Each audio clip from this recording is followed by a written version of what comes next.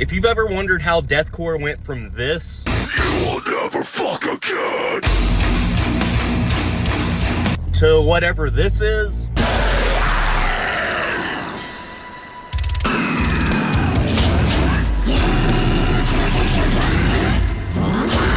I'm going to break it down for you. So there's really 4 key factors that led to this change. This split from deathcore into post-deathcore. And I'll explain why I call it post-deathcore at the end, and it will make total sense. So I'm not going to go into detail about how deathcore was formed. Just know that the first bands that created it, they wanted to combine death metal and hardcore. And the first point in time that starts to kind of contribute to this change is around the 3rd wave of deathcore bands, when bands are having less influence from the 2 parent genres and more so just from deathcore that already exists.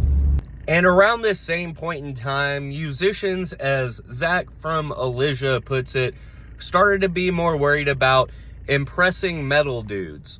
So you start losing a lot of the hardcore influence, the mosh, the bounce, things that were for live shows that weren't worried about technicality and stuff like that. Then comes the next factor. Enter gent. Gent has a specific type of breakdowns, specific type of play style, and a lot of bands started adopting those types of breakdowns. Now you're getting things that are less like breakdowns and more like just different riffs for different types of rhythm sections. Now, this didn't apply to the entirety of deathcore, but it applied to a decent little chunk. And this influenced bands that were coming after these bands to incorporate that style of playing also. Now, deathcore as a whole was kind of at a lull at this point until the next key factor in this change. Enter these 2 dudes. These guys were the 2 main writers in 2 very important bands to this entire conversation. Infinite Annihilator and Black Tongue. While Infinite Annihilator wanted to, just be an extreme version, like the most extreme version possible of like deathcore and just heavy music in general, and Black Tongue started the, trend of down-tempo deathcore. There's one distinct difference with these 2 bands from other bands that tried to mimic them.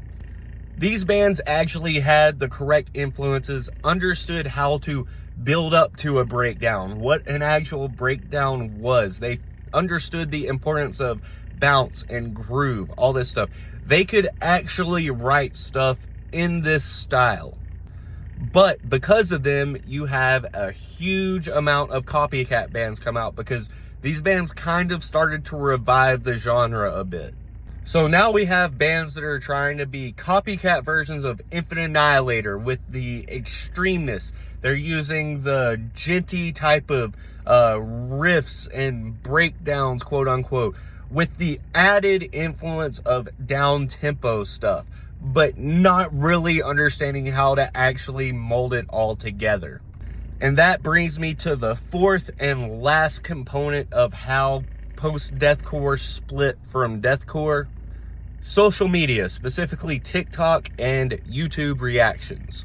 If you have a really slow pseudo breakdown with a bunch of vocal Olympics, you're going to get a lot of reactors on YouTube making, fake reactions like, ah! It's going to bring a lot of visibility to that band. And we know how social media algorithms work. The more views that band gets, the more they're going to be pushed, the bigger they're going to be, and then the more newer bands are going to be influenced by that.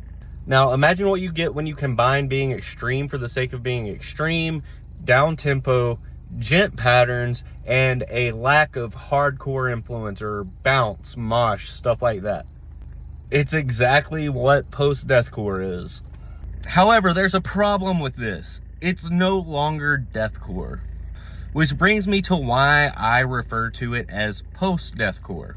For those of you that are familiar with the hardcore scene, you might remember when bands like Fugazi were coming out, and they were a part of the hardcore scene, but they were obviously a different genre than hardcore.